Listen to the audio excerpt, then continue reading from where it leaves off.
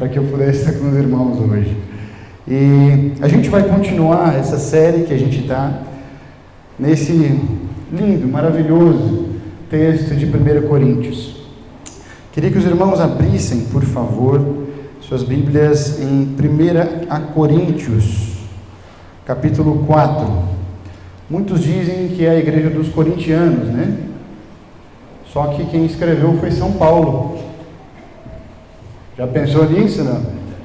Até a Bíblia já sabia, ó, não tem disputa. Quem escreveu para os corintianos foi São Paulo. Glória a Deus.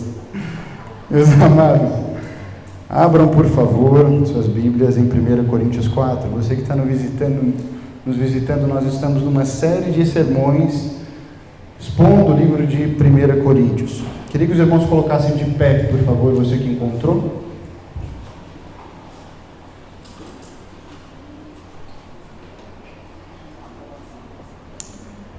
Nós vamos ler todo o capítulo 4. Amém? Todos encontraram? Amados, essa é a parte mais importante do culto.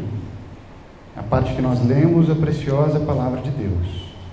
Então, que Deus nos dê ouvidos, olhos, para compreender o que o Espírito quer dizer à igreja hoje. Diz assim o texto sagrado: portanto, devemos ser considerados simples servos de Cristo, encarregados de explicar os mistérios de Deus.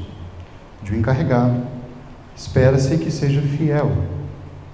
Quanto a mim, pouco importa como sou avaliado por vocês ou por qualquer outra autoridade humana. Na verdade, nem minha própria avaliação é importante. Minha consciência está limpa. Mas isso não prova que eu estou certo. O Senhor é quem me avaliará e decidirá. Portanto, não julguem antes do tempo, antes que o Senhor volte, pois Ele trará à luz os nossos segredos mais obscuros e revelará nossas intenções mais íntimas. Então Deus dará a cada um a devida aprovação. Irmãos, usei a mim mesmo e a Apolo para ilustrar o que lhes tenho dito. Se aprenderem a não ir além daquilo que está escrito, não se orgulharão de um à custa de outro. Pois que direito vocês têm de julgar desse modo? E o que vocês têm que Deus não lhes tenha dado? E se tudo que temos vem de Deus, por que nos orgulhamos como se não fosse uma dádiva? Vocês consideram que já têm tudo que precisam. Pensam que já são ricos e até já começaram a reinar sem nós. Gostaria que, de fato, já estivessem reinando, pois então eu reinaria com vocês. Por vezes, me parece que Deus colocou a nós, os apóstolos, em último lugar, como condenados à morte, um espetáculo para o mundo inteiro, tanto para as pessoas quanto para os anjos. Nossa dedicação a Cristo nos fez parecer loucos, mas vocês afirmam ser sábios em Cristo. Nós somos fracos, vocês são fortes. Vocês são respeitados, nós somos ridicularizados. Até agora passamos fome e sede. Não temos roupa necessária para nos manter aquecidos. Somos espancados e não temos casa. Trabalhamos arduamente com as próprias mãos para obter sustento. Abençoamos quem nos amaldiçoa. Somos pacientes com quem nos maltrata. Respondemos com bondade quando falam mal de nós. E, no entanto, até o momento, temos sido tratados como lixo, como a escória do mundo, como lixo de todos. Não escrevo essas coisas para envergonhá-los, mas para diverti-los como meus filhos amados. Pois ainda que tivessem 10.000 mestres em Cristo, vocês não têm muitos pais, pois eu me tornei seu pai espiritual em Cristo Jesus por meio das boas novas que lhes anunciei. Portanto, suplico-lhes que sejam meus imitadores. Por isso enviei Timóteo, meu filho amado e fiel no Senhor. Ele os lembrará de como sigo Cristo Jesus, de acordo com o que ensino em todas as igrejas, em qualquer lugar onde vou. Alguns de vocês se tornaram arrogantes pensando que não irei mais visitá-los, mas eu irei, e logo, se o Senhor permitir. E então vereis se esses arrogantes apenas fazem discursos pretensiosos ou se têm, de fato, o poder de Deus. Pois o reino de Deus não consiste em apenas palavras, mas em poder. O que vocês escolhem? Devo ir com vara para castigá-los? Ou com amor e espírito de mansidão? Vamos orar. Senhor Deus, o texto sagrado foi lido. Pai, nenhum homem tem capacidade de expor toda a beleza, toda a grandeza, toda a profundidade da palavra de Deus. Mas, Senhor, o Senhor usou mulas, o Senhor usou burros. Usa o teu servo hoje. Abra os ouvidos e que o Senhor fale conosco. Em nome de Cristo, teu Filho, que morreu por nós, nosso amado, e que está aqui com os teus anjos, nós oramos. Amém. Podeis assentar. Não julgueis. Quem já escutou falar, não julgueis? Não julgueis, hoje em dia, tem sido algo muito comum, uma frase muito comum entre as igrejas que pregam a hipergraça, a graça barata, como o Bonhoeffer dizia, a graça que não tem valor. E essas pessoas usam o não julgueis para não condenar um pecado. Mas ao mesmo tempo que elas dizem não julgueis para condenar um pecado, elas se esquecem que nós somos pecadores. Você julga? Você já julgou alguém? Alguma coisa? Veja, tem um sério problema quando a gente diz essa frase repetidamente nas igrejas: não julgueis. Não julga o outro, não julga o irmão. Sabe qual que é o problema? É que no próprio conceito da palavra, se a gente for ver o dicionário, julgar não é algo ruim por si só. Pelo contrário, se a gente for ver, desde a queda do homem, nos foi imputada a responsabilidade de julgar. A partir do momento que a gente teve o entendimento do bem e do mal, nós temos agora que discernir o que a gente tem que fazer. Então, o que é julgar? Julgar, segundo o dicionário, é discernir, tomar decisão, formar um conceito, emitir um parecer. Então, não tem nada de errado, propriamente dito, da gente julgar uma questão. E muitas vezes mesmo fazer juízo, estabelecer uma sentença.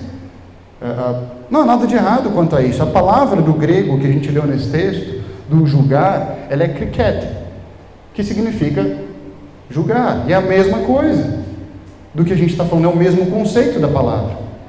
Estabelecer um parâmetro de certo e de errado. Então, na verdade, o problema não é julgar, propriamente dito. Lá em 1 Coríntios 6,13, se você abrir sua Bíblia, você vai ver que Paulo diz que nós vamos julgar todas as coisas. Nós, os cristãos, junto com Cristo, nós julgaremos todas as coisas. Então, Paulo seria muito incoerente de dizer para que a gente não deve julgar um ao outro, concorda? Seria muito incoerente ele dizer isso, mas não é o que ele diz no texto. No texto ele diz: não julguem dessa forma e não julguem com essa motivação. Então não é julgar o problema, é julgar de forma errada e julgar com a motivação errada. Peter Wagner, que é um comentarista, ele vai dividir a carta de 1 Coríntios em vários problemas. Era uma igreja repleta de problemas, muito diferente da nossa, né? Totalmente. Nós somos top, né? Somos não. Não somos. Nós temos provavelmente os mesmos problemas de 1 Coríntios e alguns até piores. E esse que a gente vai dizer hoje, para mim, é um dos piores. E o que Paulo está querendo refutar, do capítulo 1 até o capítulo 4, a gente vê o mesmo problema que Peter Wagner divide a igreja. A gente vai ver problema de imoralidade sexual depois, a gente vai ver um monte de coisa que vocês vão ficar com o cabelo até um pouco arrepiado, de que está escrito essas coisas na Bíblia, principalmente em uma igreja. Mas do capítulo 1 ao capítulo 4, a gente vê um problema muito característico, que Paulo está tentando refutar, que é o problema da divisão na igreja. Divisão em meio à igreja de Cristo. A gente já viu alguns dos problemas. A gente já viu o abandono da cruz no lugar da razão, da intelectualidade, da sabedoria humana. A gente já viu o Evangelho Plus. O Léo trouxe essa palavra sobre o Evangelho Plus, que é o quê? O Evangelho não é suficiente. Só o Evangelho não vai atrair as pessoas. A gente tem que dar um jeitinho de botar umas luzes legais, um monte de estratégias sociais para que a gente traga as pessoas, porque o Evangelho, esse negócio de só a Bíblia é retrógrado. Então vamos colocar o Evangelho Plus. A gente viu também o problema da imaturidade. Membros de anos de igreja, anos de casa, e que quando escutam louvores como esse que a gente cantou, permanecem sentados.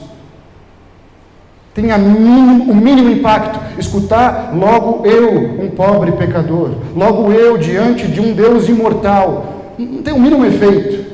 Estão há anos na igreja, mas não conseguem entregar os corações para cantar em alta voz a esse Jesus. Imaturidade, não conhecem as Escrituras, não conhecem o poder de Deus. Hoje a gente vai ver um dos, creio que, problemas mais sérios, e que Satanás parece que entrou de uma forma tão sutil dentro dos nossos entendimentos, que é o problema do julgamento. E o que a gente vai ver nesse texto hoje, que esse texto revela para nós, grave bem isso, é que se afastar do padrão da palavra de Deus nos faz julgar erradamente os nossos líderes e nos faz julgar erradamente a nós mesmos. Mas Deus nos disciplina em uma maravilhosa manifestação de amor. Eu vou repetir. Se afastar do padrão da palavra de Deus como conduta de ética e moral nos faz julgar erradamente os nossos líderes e nos faz julgar erradamente a nós mesmos. Mas Deus sempre nos disciplina e nos traz de volta em uma linda manifestação de amor. Então a gente vai ver 3 verdades hoje. A primeira verdade é essa: se afastar do padrão da palavra de Deus nos faz julgar erradamente os nossos líderes. Depois a gente vai ver como que a gente julga erradamente a nós mesmos, e depois como que Deus nos disciplina em amor e nos traz de volta. Amém? Todos pegaram? Amém. Glória a Deus. Então, primeiro ponto: se afastar do padrão da palavra de Deus nos faz julgar erradamente nossos líderes. Veja, o problema que está acontecendo na igreja de 1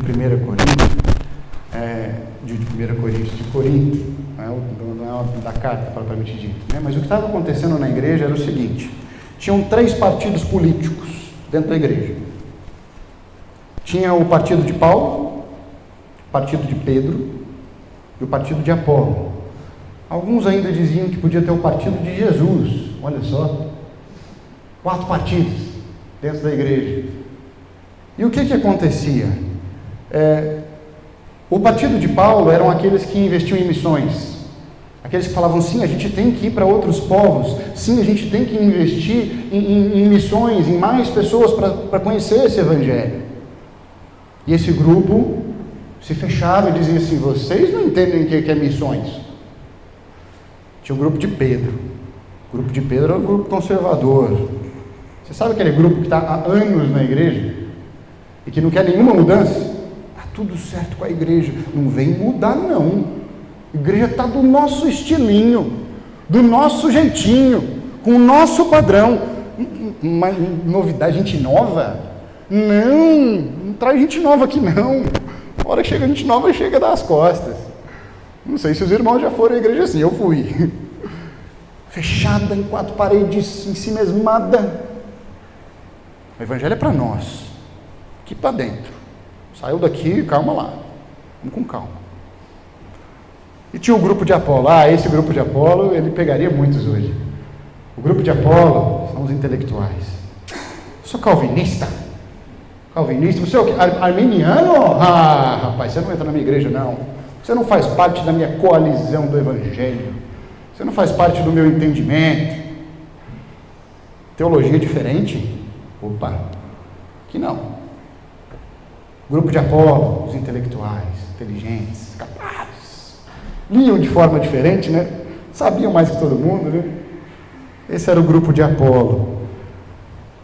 E por causa disso, um ficava do lado de um e o outro do lado de outro. A questão aqui, gente, não é ter afinidade, viu? Você pode ter afinidade com o Zeca pregar, não tem problema. Você pode preferir a pregação do Antônio, tem zero problema em relação a isso. Mas o que estava acontecendo aqui era muito pior. Não era só que eles preferiam Paulo, é que eles preferiam Paulo em entretenimento de Pedro. É que o meu grupo tinha que acabar com o seu. É que não podia existir essa dicotomia, essa diferença na igreja. A minha preferência é a que vale, o meu julgamento é o que vale. Então, vamos fazer, sabe o que? Uma facção. Vamos começar a andar nos corredores da igreja, falando mal do pastor XYZ. Vamos começar a inventar mentiras sobre o pregador, sobre o líder. Não vamos aceitar isso aqui. E eles alimentavam na mente uns dos outros essa mentira de Satanás, de que Deus não pode usar a multipliforme graça dele para liderar a sua igreja. Paulo refuta muito isso. Muito. A gente vai ver a resposta de Paulo daqui a pouco. Mas qual que é o problema disso? O problema é que quando a gente faz isso dentro da igreja, a primeira coisa, nós diminuímos o significado de igreja. E, irmãos, eu não sei se você entende o que é igreja ou não, mas se você não entende, eu sugiro você ler as Escrituras, porque Jesus não morreu por CPF, Jesus morreu pela igreja dele. E ele ama a igreja dele. E eu não sei você, mas ficar entre a noiva de Jesus e Jesus, eu não acho que é uma boa ideia. Então, o problema é que, em primeiro lugar, a gente diminui a importância da igreja. A igreja vira eu mesmo. Eu, igreja, né? Eu não preciso ir para a igreja, eu sou a igreja. Tem um outro problema, que é que a gente julga que um líder X ou Y não pode ser usado por Deus para me dar uma mensagem, para falar comigo sobre o Evangelho. Meus amados, Deus usou mula, Deus usou burro. Quem é que ele não pode usar para pregar a preciosa palavra de Deus? Fala para mim. Uma das pregações mais preciosas, lindas que eu já vi foi no meio de uma tribo. Por alguém que não tinha um mínimo de conhecimento teológico, ou tinha lido muito menos da metade de livros do que eu já li. E daquela pessoa emanou o poder de Deus naquele dia. Toda vez que um líder vier à sua frente e abrir a palavra de Deus, escute com atenção, seja ele quem for. Seja ele quem for. Eu não sei se vocês já viram isso, eu já vi acontecer, de igrejas que estão tão divididas pelas preferências pessoais dos outros, que quando um pregador sobe e ele não é o preferido da galera, metade da igreja sai. Ou não vou dizer isso somente, mas quando a gente sabe que tal pregador não vai estar na igreja, nós não vamos. Você sabe o que você está fazendo quando você faz isso? Ou quando você encontra uma desculpa para ir a um culto, para não ir ao culto por causa disso? O que você está dizendo é que o cultuado não é Deus. O cultuado é você mesmo. É você mesmo quem tem que ter a adoração, a atenção. Então é a minha própria preferência, é o meu gosto, é o meu estilo. E se não for no meu estilo, eu levanto placa 0. Meus amados, está cheio de placas, parece embaixo dos bancos das igrejas hoje, com notas. 10 para o louvor, 8 pregador. Hoje em dia hoje a oração foi longa, eu vou dar só 6. E a gente deixa de experimentar a grandeza do poder de Deus por causa das nossas preferências pessoais. O problema, meus amados, é que quando a gente faz isso, a gente usa dos padrões humanos para julgar as coisas. E aí a gente se vê num problema muito sério. Muito sério. Porque se eu uso um padrão humano, o meu padrão humano para julgar as coisas, cada um tem o seu. Você sabe qual que é a origem da ética e moral? É Deus. Os filósofos dizem isso, Nietzsche dizia isso. Nietzsche lutou para que Deus fosse tirado da ciência. E aí ele conseguiu, beleza, nós matamos Deus, nós tiramos Deus da ciência, agora nós precisamos tirar Deus da ética e da moral. E como que você tira Deus da ética e moral? Se não existe Deus, qualquer padrão é um padrão correto. Não existe certo e errado. Existe a minha preferência. Não existe um lado certo de uma guerra. Não existe isso. Afinal de contas, cada um tem sua opinião. Não é isso? Esse é o tempo que a gente vive hoje. Cada um julga conforme os seus próprios padrões. E aqui a gente se vê numa sinuca de bico. Sabe por quê? Porque você entrou dentro da igreja. Então a gente não está julgando com os padrões bíblicos. Nós estamos julgando com nossas próprias preferências. E quando eu digo preferências, irmãos, aí vem uma longa história da sua cultura goiana, pode vir a história da sua família, e aí é muito delicado. Vocês compreendem isso, não? Porque não existe o certo e o errado, existe a minha preferência. E aí a gente se vê numa equação muito complicada, porque a conta não fecha. A gente vive reclamando de injustiças aí fora, não é? Injustiça, agora eu assisti o filme com a Sejana, O Som da Liberdade, a gente fica incomodado com aquilo, com a injustiça em meio ao mundo, não é isso? Mas por que existe aquilo? E tem gente que ainda falou que a pedofilia é um problema mental só, é uma doença. Gente, vocês estão entendendo que se a gente tira Deus da equação, não tem certo e errado, eles estão certos, está tudo certo. Compreendem isso, não? E aí a gente tem um problema muito sério, que é que nós não usamos a palavra de Deus como padrão de ética e moral. A resposta de Paulo, gente, é assim, Paulo ama a igreja de Corinto, como a gente viu, né? E a resposta dele é muito categórica e muito séria.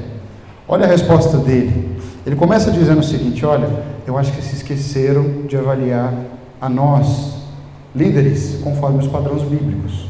O que vocês têm que ver em nós? Olha no verso 1, o que ele diz? Portanto, devemos ser considerados simples servos de Cristo, encarregados de explicar os mistérios de Deus. Paulo começa a resposta dele dizendo assim, igreja de Corinto, deixa eu explicar para vocês uma coisa. Nós não somos celebridades. Pastor não é celebridade. Pregador não é celebridade.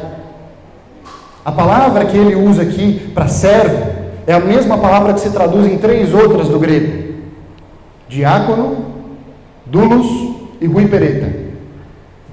A palavra diácono significa servo, aquele que serve. A palavra doulo significa escravo. A palavra huipereta é a que Paulo usa aqui.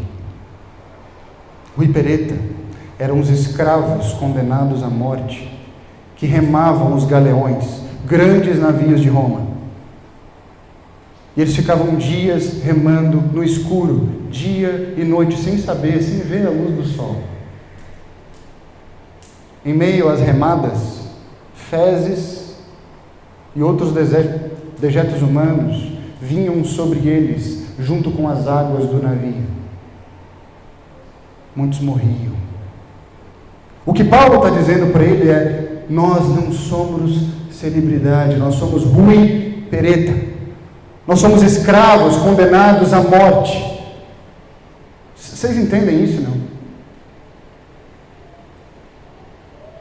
Irmãos, hoje aí fora, pregadores subindo em púlpitos como se fossem algo, celebridades. Pois eu entreguei o que antes eu recebi. Não existe celebridade, não existe culto a homens. Não existe um homem santo demais e outro menos santo demais. Todos nós somos justificados pela graça de Deus. Então cuidado por idolatrar um homem, por seguir cegamente um homem sem entender quem ele é. Eu recebi mais de 20 pastores na minha casa enquanto eu não era convertido, era ateu ainda. E eu perguntava a eles, traga sua esposa aqui. Quantos voltaram? Nenhum voltou. Então, muito cuidado por escutar cegamente a homens.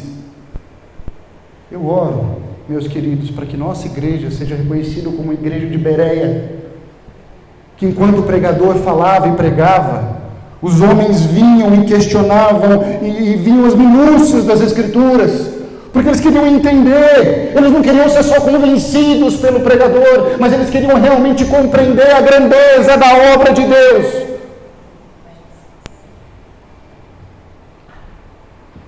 Paulo continua dizendo para eles: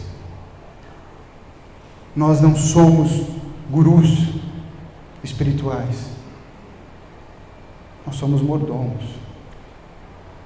O mordomo aqui que Paulo está dizendo era aquele que servia a casa do patrão.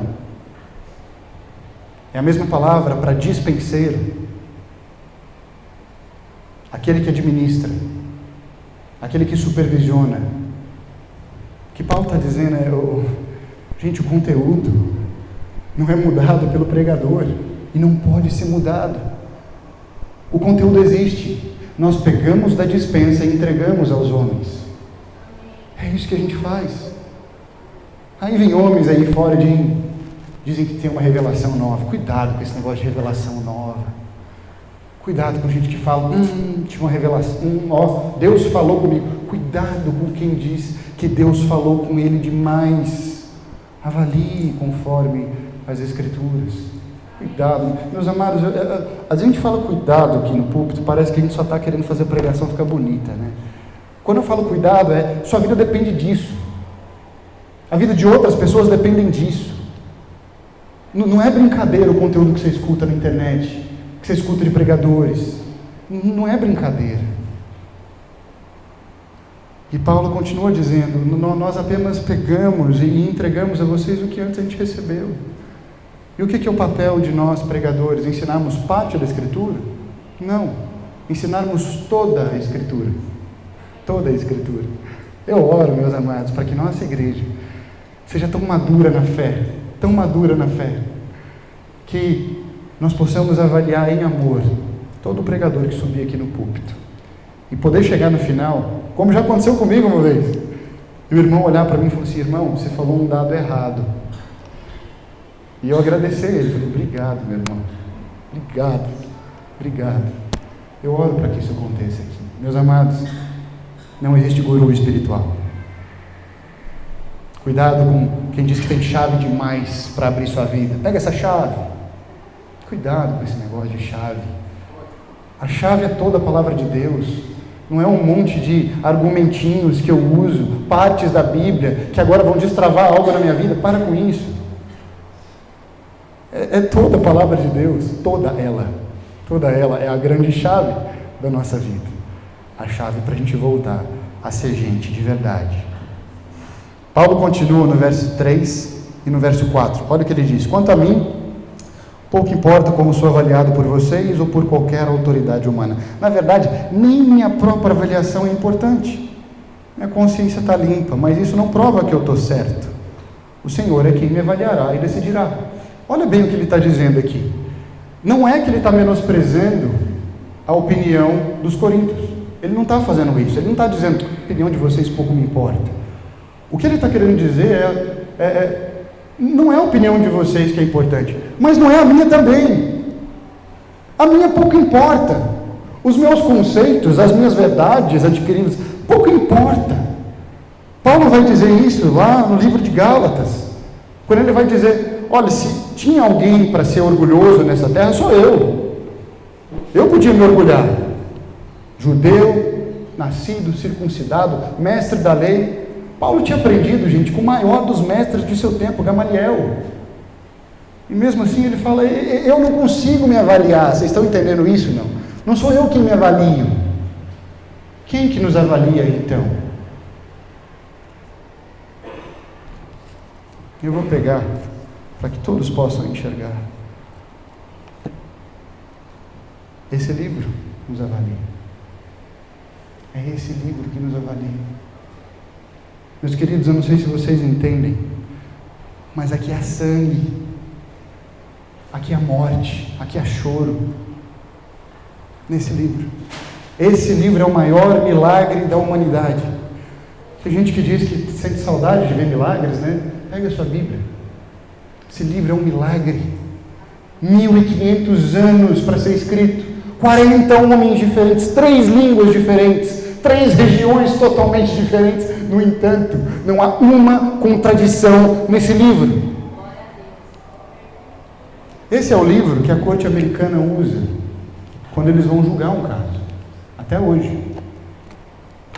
Quando pessoas vão ser julgadas nos Estados Unidos, eles botam a mão diante da Bíblia e falam: juro solenemente dizer a verdade e somente a verdade. Por que será? Porque daqui emana toda a razão, daqui emana todo julgamento correto, é daqui. Então Paulo diz para eles, olha no verso 6 o que Paulo diz: irmãos, usei a mim mesmo e a Apolo para ilustrar o que eles têm dito. Se aprenderem a não ir além, leia comigo, se aprenderem a não ir além daquilo que está escrito, não se orgulharão de um à custa de outro. Eu quero que todos leiam de novo comigo, por favor. Vamos lá? Se aprenderem a não ir além daquilo que está escrito, não se orgulharão de um à custa de outro. O problema é que quando um pensava sobre Paulo, Pedro, Apolo, eles sempre iam além das Escrituras. Eles sempre iam além do livro sagrado. Meus amados, quando nós somos julgar qualquer líder que você tiver, na igreja que você tiver, aonde você tiver, julgue sim, conforme os padrões das Escrituras. E como que é o padrão da Escritura? Justo, correto, santo, puro, cheio de boa motivação, que protege a igreja de Cristo, que se sacrifica pelo outro, que é cheia de graça e de compaixão. Eu lembro de uma profetisa que chegou numa cidade, eu conheci ela, estava no campo missionário. E ela chegou no campo missionário, e ela foi para uma cidadezinha, e ela profetizava contra a cidade. Ela dizia: se arrependam, vocês vão ver o que vai acontecer, Deus vai vir com fogo, vocês estão lascados. E começou a gritar dessa maneira. Ao que um homem de Deus, eu me lembro muito bem, chegou nela e falou: minha senhora, se retira, por favor, o pastor da igreja daquela localização. Aí ela falou: o quê? Eu sou uma profetisa. Você está entendendo quem eu sou? Ele falou: eu entendo quem você é. E eu posso até entender a sua mensagem, mas ela não vem de Deus. Aí a moça olhou para ele e falou assim: como assim? Estava tão confiante? Ele falou: exatamente por isso. Você não veio cheio de tremor e de temor. Você não veio com amor, você veio com ódio no seu coração. Se essa mensagem tivesse vinda do próprio Criador, você estava contrito de coração, estava doendo o seu coração por ver uma cidade sendo destruída pelo fogo. No entanto, você fala com orgulho. Então eu te agradeço a sua mensagem. Não aconteceu nada. Continuou sendo pregado o Evangelho naquela cidade. O Evangelho foi reconhecido através da constante pregação da palavra. Então, meus amados, julguem, por favor, julguem toda e qualquer palavra que vocês ouvirem. Julguem os irmãos, julguem para ver se está certo ou errado. Julguem para ver, para discernir no corpo de vocês, no entendimento de vocês, aquilo que vocês vão trazer para dentro de casa, aquilo que vai guiar a forma de vocês pensarem. Não se engane, não existe conteúdo neutro. Não existe conteúdo neutro. Ele sempre vai te influenciar ou para um lado ou para o outro. Então, avaliem todas as coisas conforme as Escrituras. Essa é a primeira coisa que Paulo diz. Quando nós abandonamos o padrão das Escrituras, nós julgamos errados os nossos líderes, ou deuses, ou condenados. A outra coisa que Paulo vai dizer é que se afastar do padrão da palavra de Deus, esse é o segundo ponto, nos faz julgar erradamente a nós mesmos. E aqui eu quero que a gente pare para prestar atenção, porque o que estava acontecendo na igreja de Corinto é muito contemporâneo com os nossos dias. Sabe o que estava acontecendo? Um monte de divisões, pecados, tinha incesto dentro da igreja. Os irmãos sabem o que é incesto? Incesto é sexo entre parentes, madrasta com seu afilhado, muitas vezes até a mãe com o próprio filho. Era isso que estava acontecendo dentro da igreja. Então, pecados seríssimos estavam acontecendo dentro dessa igreja. Tinha muita avareza. A gente vai ver Paulo dizendo para essa igreja mais à frente: avareza. O povo retinha dízimo, retinha oferta. Não. aqui é meu. É meu, Senhor. Não está no momento de ofertar, não está no momento de dizimar. Avareza de coração, falta de dependência de Deus. E em meio a isso, eles ainda encontravam motivo de orgulho. Eles ainda encontravam motivo para bater no peito, para ser pomposo, para julgar Paulo. Imagina, gente, alguém que sofria claramente pelo Evangelho, era açoitado dia após dia, preso. E eu olho do meu prédio, da minha construção, da minha razão, e olho e falo, esse cara, despreza esse cara. Vocês estão entendendo a insanidade que estava acontecendo nessa igreja? Não? Muito diferente de nós hoje, né? Graças a Deus, né? Graças a Deus. Meus queridos, eu creio que Corinto estava desse jeito por vários fatores. A primeira coisa, Corinto era a capital da Acaia. A Acaia era uma região muito importante da Grécia. E Corinto ficava entre dois mares, o mar Egeu e o mar Jônico.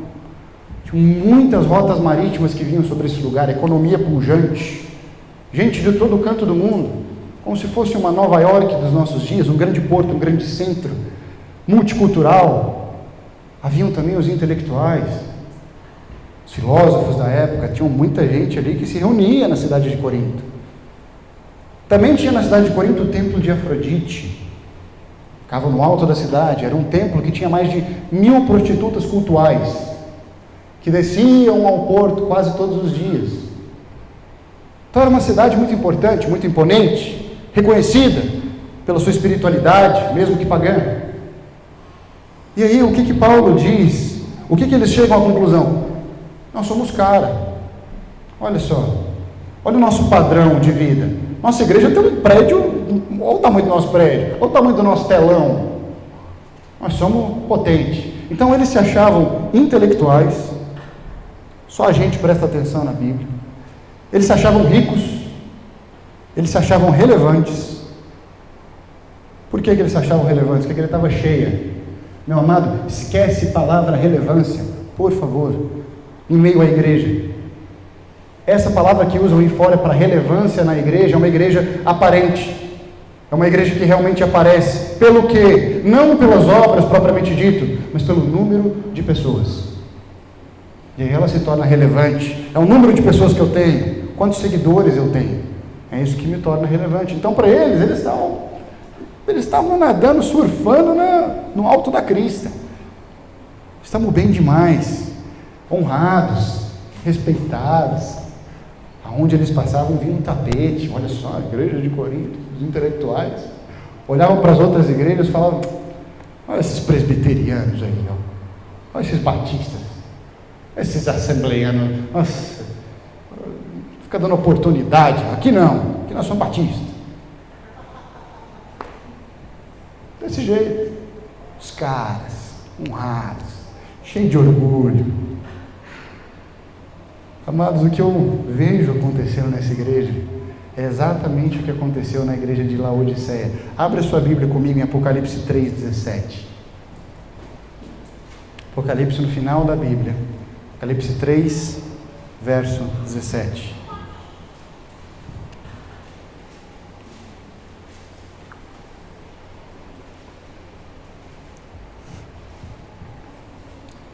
Olha só o que o Espírito de Deus está dizendo à igreja em Apocalipse 3,17. Diz assim: você diz, sou rico e próspero, não preciso de coisa alguma, e não percebe que é infeliz, miserável, pobre, cego e está nu.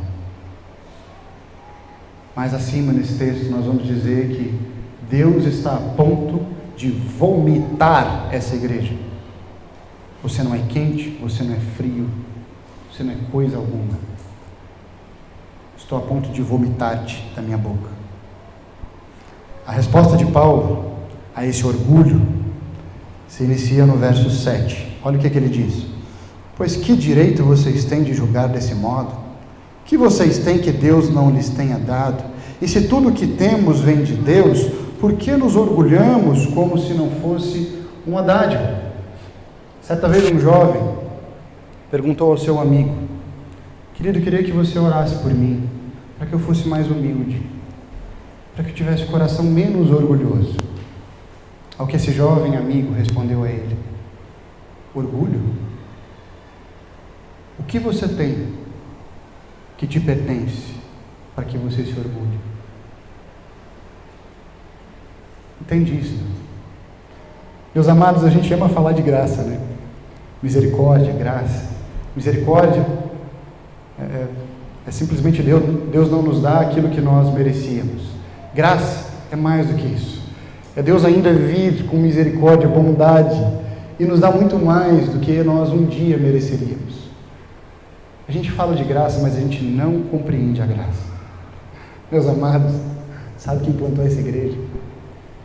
Cristo Jesus.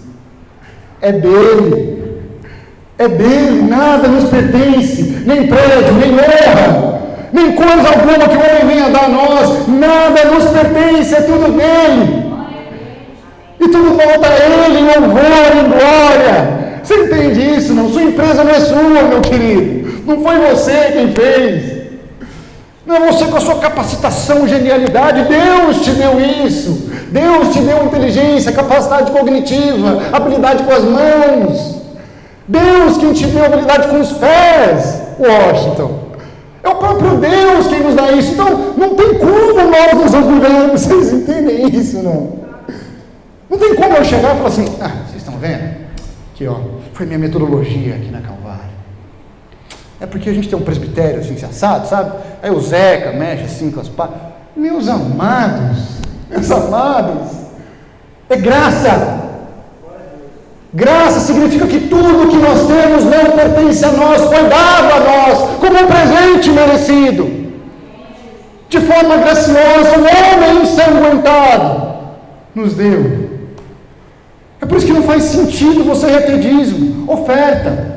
É por isso que não faz sentido você dizer que você tem qualquer coisa nessa terra. Compreende isso, não? Tudo é do nosso bom Deus. Tudo é. Por que será que a gente age como se algo ainda fosse nosso? Eu me lembro de um pastor que tinha acabado de ganhar um carro, andou a pé por anos.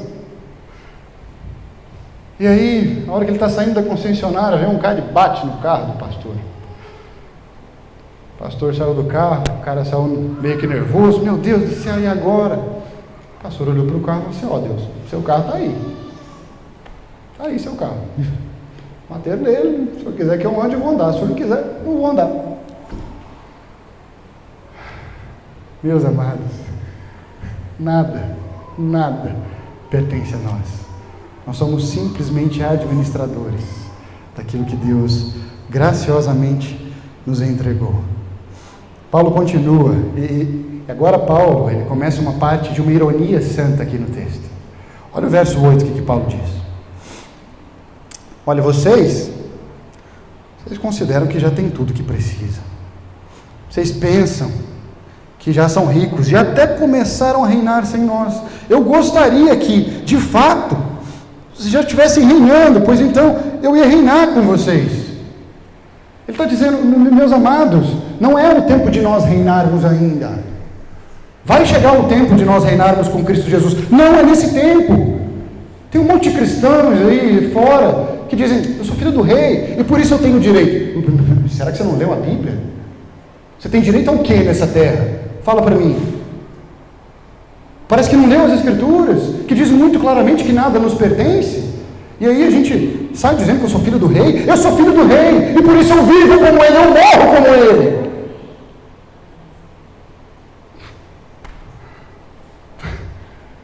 Meus irmãos, desculpa, assim, às vezes eu fico tão impressionado com a capacidade que a gente tem de manipular a Bíblia. Em livro sagrado de pessoas que sofreram e morreram. Mas a gente consegue ainda tirar um estilo de vida rico. Deus vai me trazer prosperidade financeira, um carro novo. Meu amado, para com isso. Volta às Escrituras. Cadê o povo que morre? Cadê o povo que morre pelo Evangelho, que entrega tudo por ele? Paulo começa a ironia santa dele dizendo: vocês são reis, nós somos os últimos. Ele fala: por vezes me parece que Deus colocou a nós, os apóstolos, em último lugar, como condenados à morte. Espetáculo para o mundo inteiro, tanto para as pessoas quanto para anjos. A palavra aqui que Paulo está usando é teatro. É como se eles, os fossem atores.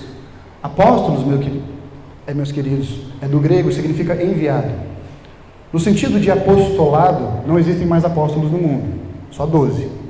Porque existem duas condições para ser um apóstolo de Cristo. A primeira é ter visto e ser chamado por Jesus de forma ocular. A segunda é fincar os alicerces da igreja. Então, nesse sentido, não há nenhum apóstolo mais. Esse título que as pessoas dão, gostam de dar, como se fosse uma escadinha de importância, de hierarquia, não existe isso na Bíblia. Apóstolos, somente os 12 apóstolos. Mas no sentido de apóstolo como enviado, nós ainda temos isso. Quem são os apóstolos de hoje, os enviados de hoje? Zeca e Duda, os missionários que a igreja envia. E o que ele está dizendo aqui? Ele está querendo dizer que os missionários, aqueles que vão para um lugar onde ninguém quer ir, pregar para onde ninguém quer ouvir, abandonar suas casas e famílias, seu conforto, ele está dizendo que esses missionários se tornaram um espetáculo. Teatro. Que lindo, né? Que lindo, né? Meus irmãos. Ele diz para eles: vocês são inteligentes, mas nós somos loucos. Olha o que ele diz: nossa dedicação a Cristo, verso 10, acompanhe comigo. Ele diz: nossa dedicação a Cristo nos fez parecer loucos, mas vocês se afirmam sábios em Cristo. Meus amados, Paulo deixou a carreira dele no judaísmo, como eu falei para vocês, uma carreira extremamente bem sucedida, sendo treinado por um grande líder, muito dinheiro, fama, sucesso, esperava Paulo. No entanto, ele abandona tudo isso. Ele fala: eu tenho tudo isso como esterco.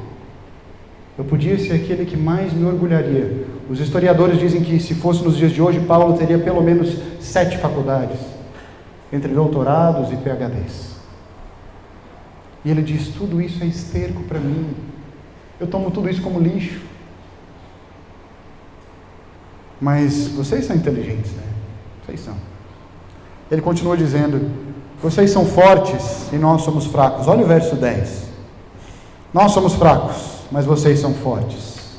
Ele diz: vocês são tão fortes que vocês dependem de si mesmos. Nem precisa do Espírito Santo. Com a força de vocês, vocês conseguem fazer o reino de vocês. Mas nós não temos realmente aonde cair morto. Sabe por quê? Porque o nosso reino é celeste. Eu ainda vou ter uma casa, mas uma casa celeste.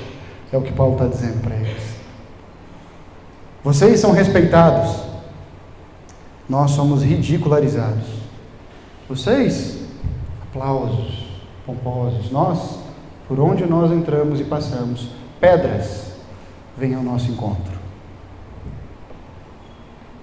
Ele termina dizendo que vocês são ricos e nós somos pobres. Do verso 11 ao verso 14. Leia comigo.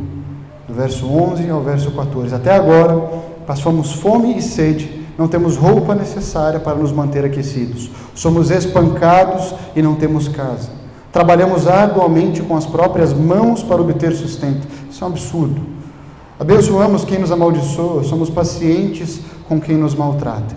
Respondemos com bondade quando falam mal de nós. E, no entanto, até o momento, temos sido tratados como a escória do mundo, como lixo de todos. Será que nós, a igreja aqui em Goiânia, somos realmente bons? Será que nós somos os bons? Nós temos coragem de gastar 300 mil em telões de igreja. Eu fui numa igreja nos Estados Unidos, que só o prédio da igreja custou 150 milhões de dólares. Eu vou repetir, 150 milhões de dólares. E vejam, meus queridos, eu não sou contra uma boa construção. gente está aqui construindo um prédio. Mas eu sou contra aqueles que não investem proporcionalmente ou mais em missões. Hoje em dia é comum igrejas até dizerem: a gente não precisa fazer missões agora. A gente não precisa investir na vida dos missionários. Pô, então rasga a sua Bíblia. Rasga Mateus 24, rasga Mateus 28. Mateus 28 diz o quê? Ide a todo o mundo e pregar o Evangelho. Será que isso é particular da Calvário? Será que a gente tem um dom especial, né? Será que é porque a gente tem um dom especial? Porque Deus usa as igrejas assim? Não, meus amados. Deus quer que todas as igrejas tenham consciência do reino de Deus e que todos os povos têm que ouvir a preciosa mensagem do Evangelho. Todos, meus irmãos, todos. Eu não posso me orgulhar, mas o que eu digo para vocês com autoridade é que, pela graça de Deus, aqui na Calvário, metade dos recursos até hoje que entraram foram investidos em missões e em pessoas. Somente metade dos recursos foi investido em prédio. É por isso que a gente está construindo há 3 anos. E vai demorar o tempo que for necessário. Porque a gente não vai deixar de investir em missões. Não vamos deixar de investir em missionários. Queridos, para terminar, eu queria ter o último ponto com vocês. Que é que mesmo em meio a tudo isso, Paulo termina o texto dizendo que Deus nos disciplina em uma linda mensagem de amor. Quero que você leia comigo o verso 14. Olha o que Paulo diz: não escreva essas coisas para envergonhá-los, mas para diverti-los como meus filhos amados. Pois ainda que tivessem 10.000 mestres em Cristo, vocês não têm muitos pais, pois eu me tornei seu pai espiritual em Cristo Jesus, por meio das boas novas que lhes anunciei. Meus amados, muitos historiadores dizem que a igreja de Corinto foi a igreja que Paulo mais amou. E foi uma das igrejas que Paulo mais dedicou tempo. Ele ficou 1 ano e meio na igreja de Corinto. Quando a gente olha para esses textos, a gente pode achar eles duros, né? Muita disciplina. Meus amados, disciplina é um dos temas mais recorrentes na palavra de Deus. Mais recorrentes. E eu vou explicar uma coisa para os irmãos. Os pais vão entender muito bem isso. E a gente vai ver agora algumas características de um pai. Mas eu creio que para um pai saudável, que educa seu filho de forma saudável, dói muito mais o pai ter que disciplinar do que dói no filho. Eu não tenho filho ainda, mas eu imagino a dor que um pai deve sentir de ter que dar umas palmadas nas suas crianças. Mas é isso que o texto nos ensina. E Paulo vai dizer que ele é um pai espiritual. Veja, pai espiritual aqui não pode ser confundido com autoridade espiritual, viu? Tem nada a ver com isso. Nem com cobertura espiritual. São coisas totalmente diferentes. Cobertura espiritual é o que os líderes abusivos usam aí fora hoje para te deixar cativo, para deixar você submisso à autoridade dele. E daí eles falam que existe uma cobertura espiritual. Não existe nada. Em nenhum lugar da Bíblia você vai ver cobertura espiritual. A única cobertura espiritual que nós temos é a cobertura de Cristo Jesus. Ponto. É essa cobertura que nós precisamos. Não existe cobertura espiritual. Eu não dou cobertura para ninguém espiritual, gente. Nem nenhum líder aqui da Calvário. Ninguém.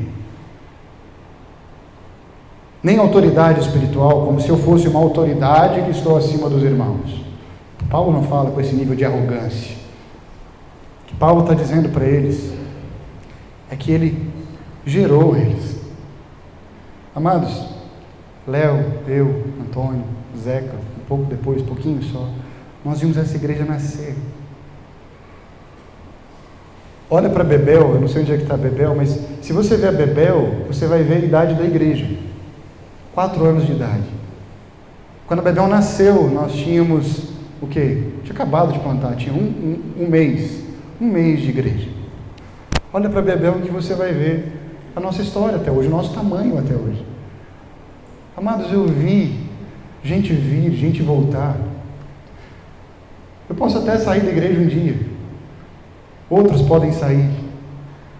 Mas o amor que eu tenho por vocês não é um amor de quem está de passagem, entende?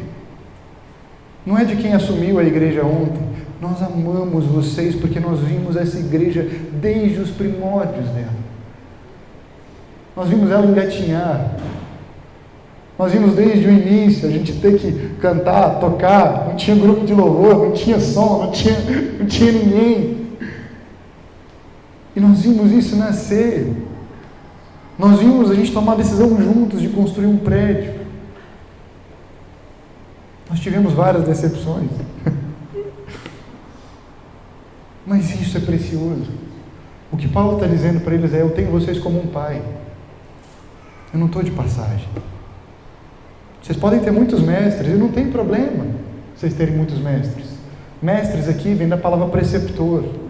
Preceptor é aquele que leva o filho do outro para certo lugar. Mas Paulo está dizendo: eu amo vocês de um jeito que vocês não conseguem compreender. É por isso que eu tenho que ser duro com vocês. É por isso que eu sou um pai de verdade. E ele demonstra algumas das características de um pai. Um pai demonstra carinho. A gente vê ao longo das cartas de Paulo que Paulo era muito amoroso. Tem muita gente que acha que Paulo era aquele professor de universidade brabo, né? Lê Atos 20. Em Atos 20, sabe o que acontece? Paulo abraça os presbíteros da igreja de Éfeso e chora copiosamente com eles. Entre abraços, choros e beijos, ele se despede deles em amor. Eu vejo pais que não conseguem demonstrar carinho com os filhos, afeto, beijo, abraço. E aí você quer ter o respeito do seu filho, o carinho dele. Abrace teu filho, gaste tempo com ele, beije teu filho, demonstre carinho com teu filho. Ah, mas eu não tive isso um dia. Meu irmão, que se exploda os padrões humanos, lembra disso, as tradições humanas. Que a palavra de Deus nos ensina. Paulo também dá o exemplo. Olha só o que ele diz. Ele diz: sede meus imitadores, não é isso? Ele repete isso em pelo menos 5 textos diferentes, em Colossenses, em Tessalonicenses, em Gálatas. Paulo não diz aquele famoso ditado: faço o que eu falo, mas não faça o que eu faço. Paulo não segue esse padrão. Paulo tem tanta convicção de que ele foi inundado pelo amor de Deus, que ele fala: podem me imitar. Não é que eu, Paulo, sou bom, mas é que quando vocês me virem, vocês vão ver a imagem de Cristo estampada no meu rosto. Você pode dizer isso para o seu filho? Você pode dizer isso para os seus irmãos? Sede meus imitadores. Meus queridos, nenhum de nós alcança o padrão de perfeição. Nenhum. É um bom exemplo? Davi, adúltero, pecador, uma linha. Mas ele sempre se voltava a Deus pedindo perdão. Esse é nosso padrão. Que seu filho te veja pedindo perdão. Que seu filho te veja arrependido aos pés de Deus. Que seu filho te veja não só na Netflix, mas que ele te veja indo por um quarto sozinho, orar. E que ele saiba que você tem o seu tempo com o seu Criador.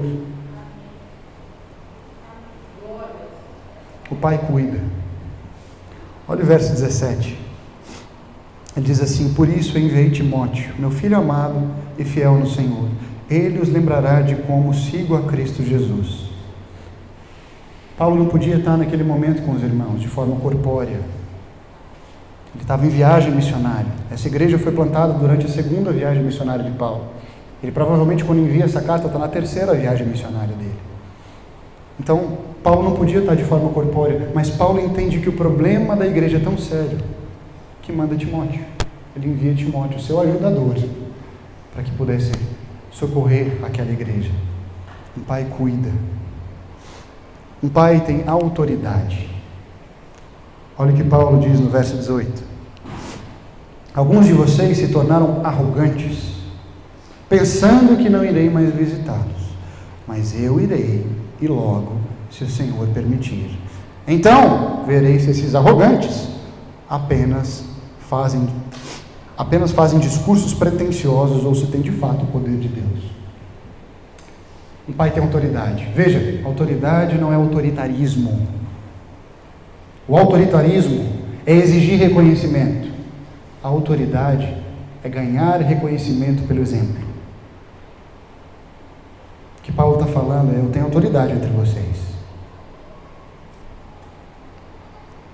E por último, meus amados, e talvez o cerne desse texto de hoje, para a gente terminar: o pai disciplina o filho a quem ama. Meu amor, meus amados, não existe amor sem disciplina. Na verdade, o coração da disciplina é o amor. Deixa eu fazer uma pergunta para os irmãos. Vocês acham que é mais fácil a gente vir aqui na frente da igreja, pessoas que eu amo, que eu conheço, que eu sei das dificuldades, que eu já vi passar por isso? Vocês acham que é mais fácil eu vir aqui na frente e dar uma mensagem de alegria para os irmãos? Ou vocês acham que é mais difícil eu entregar uma mensagem que eu sei que vai deixar muitos irmãos chateados? Muitos às vezes nem vão querer voltar na igreja. Qual que para vocês é mais fácil? É necessário muito mais amor para exortar do que para passar a mão. Muito mais. E é o que Paulo está dizendo aqui. Olha a forma como ele termina o texto. Acaso eu vou ter que ir a vocês com vara? Eu vou precisar ir com a vara diante de vocês? Ou será que vocês vão aprender a julgar conforme a palavra de Deus? Queria terminar lendo o verso 5 com os irmãos. Queria que a gente lesse juntos. Abra sua Bíblia. 1 Coríntios 4, verso 5. Diz assim o texto. Vamos ler juntos? Portanto, não julguem ninguém antes do tempo, antes que o Senhor volte, pois Ele trará à luz nossos segredos mais obscuros e revelará nossas intenções mais íntimas. Então Deus dará a cada um a devida aprovação. Paulo vai dizer no verso 4: minha consciência está limpa. Mas isso não prova que eu estou certo. Sua consciência está limpa diante de Deus? Sua consciência está limpa do que você diz nos corredores sobre seus líderes? Sua consciência está limpa no que você diz sobre os seus irmãos? Sua consciência está limpa sobre como você enxerga a si mesmo? Meus queridos, um homem ensanguentado veio e morreu sua morte. Por que você repara no cisco que está no olho do seu irmão se tem uma trave no seu olho? Se coloquem de pé.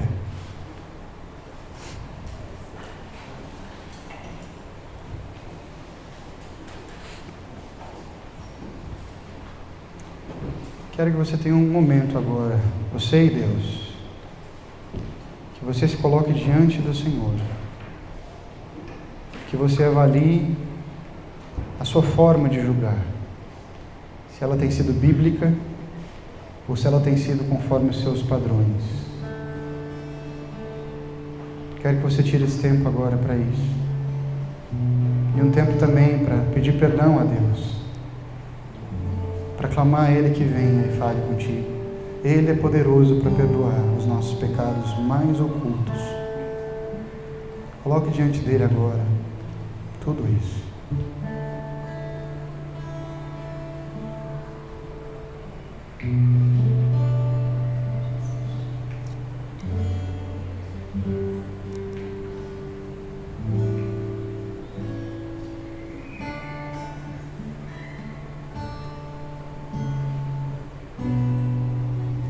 Senhor Jesus, é com temor e com tremor que a gente se achega à Tua santa presença.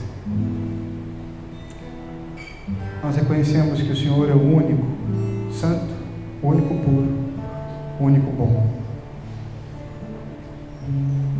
Senhor Jesus, perdão pelos nossos conceitos, preconceitos, que nós deixamos entrar dentro da Tua preciosa igreja. Senhor, perdão às vezes que a gente fez dissensão, facção, às vezes, Senhor Deus, que a gente julgou que nós éramos suficientes. Oh, Senhor Jesus, nós precisamos do Teu amor. Nós precisamos de Ti, Senhor. Transforma a nossa vida, Pai. Obrigado pelos líderes, Pai, que o Senhor nos deu. Obrigado pelos missionários que o Senhor nos deu, Pai. Nós não vamos ridicularizá-los, Pai. Nós não vamos menosprezá-los, Pai. Senhor Deus, usa os recursos dessa igreja. Usa a inteligência que o Senhor deu para essa igreja. Usa a fraqueza que nós temos. Usa todas as nossas incapacidades e nos faça capazes, Espírito Santo de Deus, de Te representar mundo afora. Pai, eu oro para que cada um aqui nessa manhã esteja diante de Ti e que possa reconhecer a disciplina que ama e que o Senhor tem chamado a cada um de nós a sermos parecidos, a sermos Seus imitadores, Pai. Muito obrigado, porque o Senhor deu o Seu Filho como exemplo. Eis aqui a nossa vida, Pai. Nos envia para o lugar mais difícil da batalha. Envia-nos a nós, é o que nós dizemos. Nós, aqui da Igreja Batista Calvário, envia-nos a nós. É a nossa oração. Em nome de Cristo Jesus. Amém.